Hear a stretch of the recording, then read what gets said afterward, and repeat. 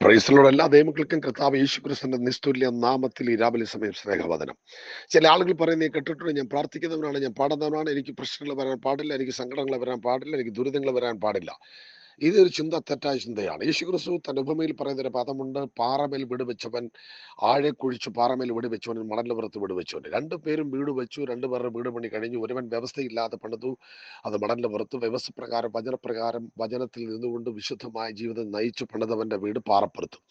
പണിയെല്ലാം തീർത്തു, പ്രാർത്ഥിച്ചു, വീട്ടിലേക്ക് താമസം ആരംഭിച്ചു. പക്ഷേ കാറ്റടിച്ചു, വൻമഴ ചൊരിഞ്ഞു, ഈ നദികൾ കരകവിഞ്ഞൊഴുകി, പ്രശ്നങ്ങൾ വരാൻ തുടങ്ങി.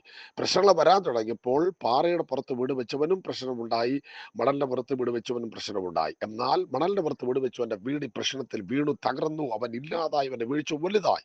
പക്ഷെ പാറപ്പുറത്ത് വ്യവസ്ഥപ്രകാരം വീട് വെച്ചവന്റെ വീട്ടിൽ ഈ പ്രശ്നം വന്നെങ്കിലും അവൻ അതിനെ ജയിച്ചു, അവന്റെ വീട് വീണില്ല.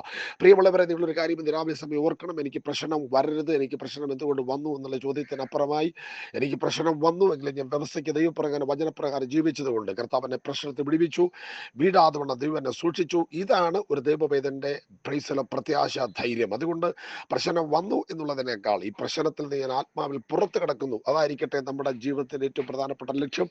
അതിനായി ദൈവം നമ്മളെ ഇന്ന് രാവിലെ സമയം ഒരുക്കട്ടെ. ധൈര്യമായി നമുക്ക് നമ്മുടെ വിശ്വാസത്തെ ഉറപ്പിക്കാം. ദൈവം നമ്മളെ വചനങ്ങളാൽ അനുഗ്രഹിക്കട്ടെ. ആമേൻ.